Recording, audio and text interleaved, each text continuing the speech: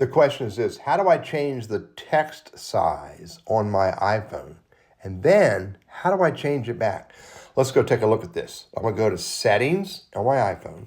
On iPhone settings, I'm going to scroll down. I'm going to find accessibility. There's accessibility right there. Under accessibility, I have Zoom, which I could use, or I can change my display and text size. So click on display and text size. Now I can say I want larger text. So I'm going to click on larger text, larger accessibility sizes. Click on that.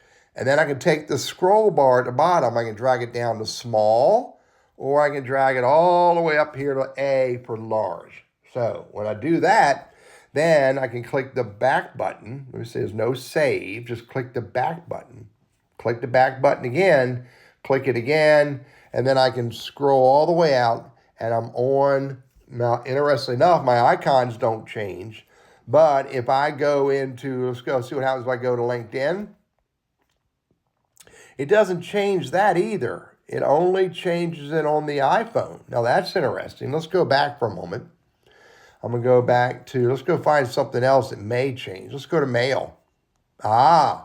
It does change it in the Mail app on the iPhone. So then my Mail app is larger. If I hit my back button up here, you can see how large all the text is. But there's my email messages. I can barely see it. But if I click on the Seth Godin email, it's pretty large, but it's all right there. Now, how do I change it back?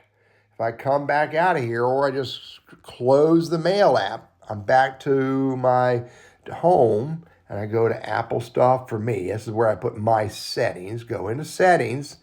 And then I've got to scroll down. I find accessibility. There's accessibility. And under accessibility, go to display and text size. There it is there. Click on that. And then larger text is on. Let me click on that.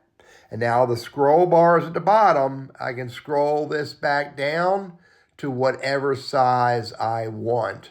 Or I could hit the button there and turn it off.